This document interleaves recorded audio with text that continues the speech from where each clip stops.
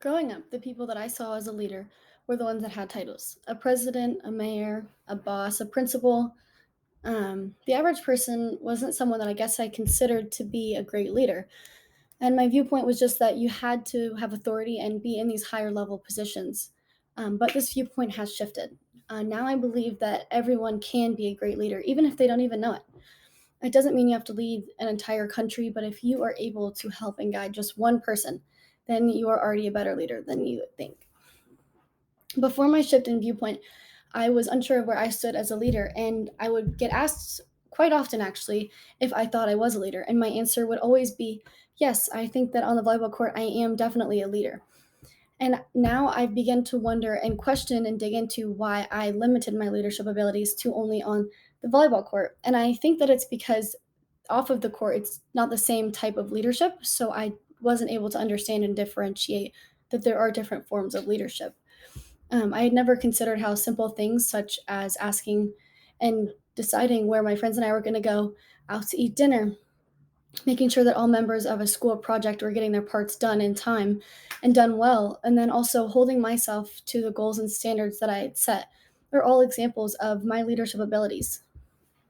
What I find really interesting and have learned throughout my journey of leadership at UNF is how I can also be a leader to myself. This is something that I guess has also shifted since I began taking these courses because I thought that you can only lead others, but I've realized that every choice that I make is an example of me leading myself to a specific outcome. And I, like most people, have goals, and each decision that I make is determining if I'm going to go towards or away from my goal. And also, which I think is cool, that you never know what the decisions and stuff that you make, how they could influence others to follow in the right steps. And this is something that I think is cool because you can lead others indirectly and not even realize how the things that you are doing can affect others. So to really work on and become a better leader for myself, I really focus on utilizing Dr. Stephen Covey's habits of highly effective people, not only to become a better leader overall, but for myself. The first three of the seven habits that Dr. Covey mentions establishes steps to work on bettering myself. So these three habits are to be proactive, begin with the end in mind, and put first things first.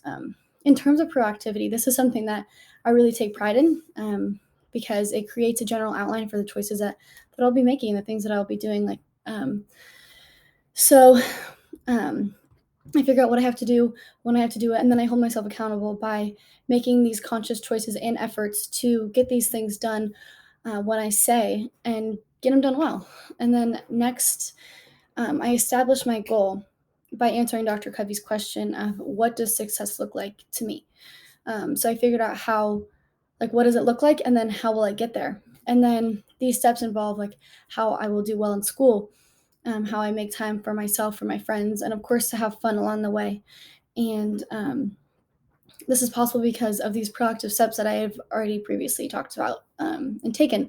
So the third of the more personalized habits is just habits in itself. I really like. I had to think really hard about all of my habits because there are a lot of them that I don't even realize that I had, good and bad, and figure out if I was on the path to achieve those dreams that I'm striving for.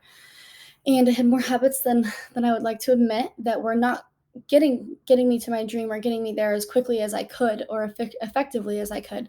And of course, I haven't fixed them all. It's going to take a long time and may never fix them all. But I will say that I have improved a lot. And one, for example, is how much time I spend on social media. Um, I've really focused on trying to waste less time on social media. And I've already realized, and I can already tell that my headspace has gotten a lot better. My overall time to do more proactive things has increased. So these three habits have already improved my personal leadership. And I think that now I'm really able to focus on the next of these three habits, which is think win win, seek to understand, then to be understood, and then synergize. These are more focused on leading others. So now that I've kind of figured out a good base for leading myself, I'm working on how I can improve leading others. So um, I think that these three habits really stressing and emphasizing how important communication is between leader and follower. It goes both ways because both are working towards a common goal and you need one another to reach that goal. So, of these three habits, the one that has really stuck with me the most is seek to understand, then to be understood. I think it's very important as a leader and as a follower to understand that the other person's viewpoint, thought process, opinion is important, and it's easier to achieve your common goal if you're able to understand the people that you're working with. So instead of trying to get your opinion out, it's important to hear what the other person has to say. You don't want to make them think that you don't care or that everything they say is wrong. So by actively listening, you're creating that sense of trust, you're building trust, and it's easier to work with down the road.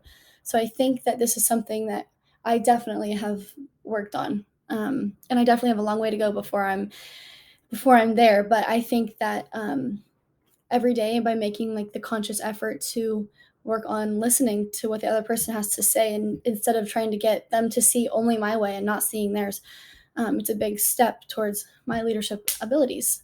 So I think that the biggest thing overall that I have learned throughout this course and throughout our mentoring assignment is that it's important to track my progress, and write down the things that I'm able to achieve, the things that I'm doing, my goals, um, because both Chris Harris, who was my mentor, and Dr. Covey have emphasized that documenting your impact, your progress, and your importance is a great strategy to becoming a great leader. Because if you can write it down, then you truly believe it, and if you can write it, you can say it, you can be it. Um, and you're not only able to show yourself, but you can show others how you're achieving the things that you've achieved. And I've found really important, it's been very helpful, is that on those days that I feel like I've made no progress, I'm able to look back and be like, oh, yeah, like I did that. I can do it. I am a great leader. And I keep going and I can remind myself why I'm doing the things that I'm doing and the things that I've already accomplished and how I've got so much more that I can accomplish. So my leadership journey is far from over, but I know that I have the ability to be great.